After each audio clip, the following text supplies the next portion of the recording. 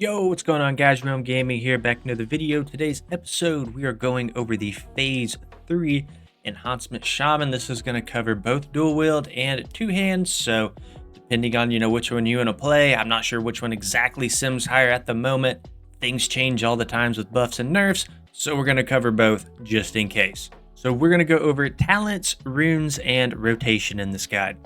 So first, let's take a quick look at dual wield, and then we will get into two-hand later within the guide. We'll probably tackle both, honestly, at the same time, and we'll just kind of change talents around when we get to the rotation part. We'll talk about both rotations, right? All right, let's get started. All right, starting out with the enhancement tree, right? 5 points into ancestral knowledge for that 5% increased mana. We're gonna put 5 points into thundering strikes for that increased critical strike. This is kind of a flex point with improved ghost here, so you could take a point out if you want to. It depends on what you want. I like to have the faster casted Ghost Wolf, but you could also put a point into something like Convection, right, for that reduced mana cost. You could also put a point into Elemental Warding for that reduced damage taken. So for the simplicity of this guide, I'm just going to put into improved Ghost Wolf. And if you are running two-hand, right, you take a point out and you put it into the two-hand axe and mace's talent. Outside of that, everything pretty much stays the same between enhancement and elemental, right? Besides this one flex talent here. So 3 points into improved lightning shield. We're going to put 2 points into enhancing totems. Of course, strength of earth is just huge for your party that you're in and yourself. Flurry increases your attack speed by 30% for the next 3 swings after dealing a critical strike. 3 points into elemental weapons, so increases the melee attack power bonus of your Rockbiter by 20%, Wind Fury by 40%, and the damage of your Flame Tongue and Frostband brand by 15%. So huge value from that. We're going to put 2 points into improved weapon totems, so increases the melee attack power bonus of your Wind Fury totem and increases the damage caused by your Flame Tongue totem by 12%. So just buffs your Wind Fury totem. You definitely want to take that. 5 points into weapon mastery here just to increase the damage that we deal with all weapons. Then, of course, 1 point into Storm Strike, the iconic Storm Strike. So it's going to grant you an extra attack, and then in addition, your next 2 sources of nature damage dealt to the target are increased by 20%. Last 12 seconds, 20-second cooldown. Then our last 8 points here are going to go over to the elemental tree. So concussion, 5 points, going to increase the damage of lightning bolt and chain lightning, and shock spells by 5%. So we're going to be using a lot of chain lightnings in our rotation, so let's just kind of help further buff that damage. And then 3 points into Call of Flame, increases the damage done by your fire totems by 15%. All right, that's just kind of a rough overview of the talents. We'll probably go back to this under refer to items, as we go through the rotation and whatnot. But for now, that's the general talents we're taking. Let's go and look at runes. So the first one here is Mental Dexterity. This is actually a pretty hard rune to acquire. You got to farm a couple mobs, and the item that you're looking for is under 1% drop chance for both. So you're going to be farming for this one for quite a while. I haven't got it quite yet. I got one piece, but not the second piece. But getting into the rune, dealing damage with your melee weapons increases your attack power by 100% of your intellect, and your spell damage and healing by 30% of your attack power for 1 minute. So I think the idea behind this is so that we can get intellect, right, to further increase our mana pool, and then we can still utilize that intellect and convert it back into attack power, right? So stacking intellect isn't necessarily a bad thing anymore on an Enhancement Shaman. And then on the flip side, if you're a caster, you can benefit from attack power from other items and convert that back into spell damage and healing. So a little bit harder to keep up on range classes, right? Because it only lasts for 10 seconds. So you got to kind of be constantly in melee range. But anyways, Mental Dexterity is what we're running in the head rune.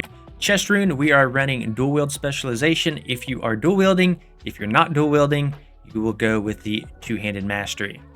Basically, both are just going to buff the damage that you deal with that specific weapon type. For the new wrist rune, we are running Static Shock. Your lightning shield now has 9 charges, and your melee attacks have a 6% chance to trigger one of those charges, immediately damaging your target.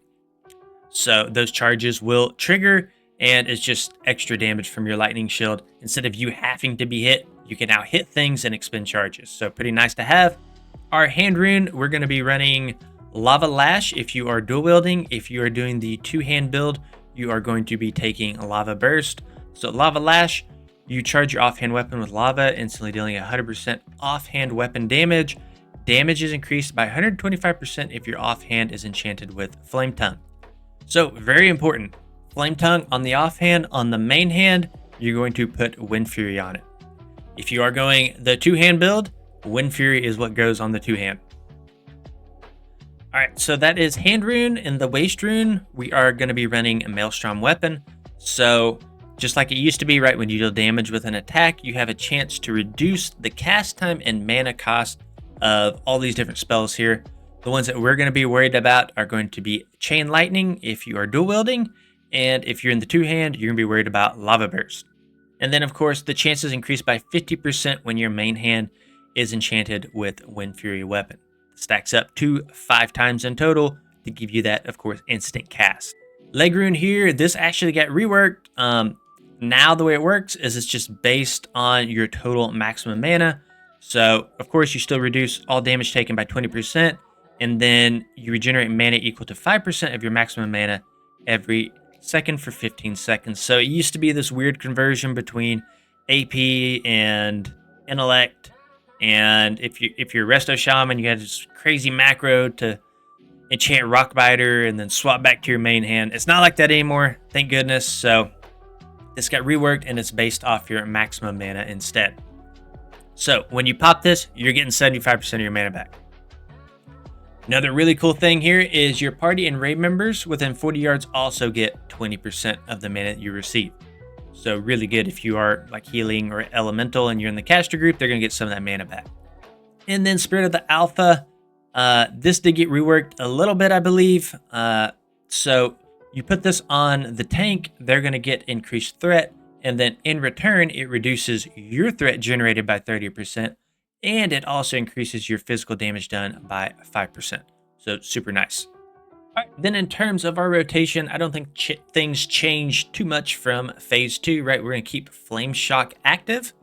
When you get 5 stacks of your Maelstrom weapon, you're going to be doing you're going to be casting Chain Lightning here.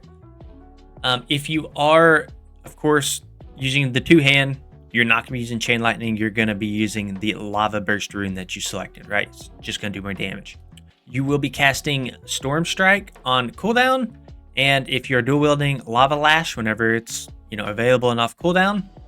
And then you are going to be casting Earth Shock while Flame Shock is already on the target and ticking.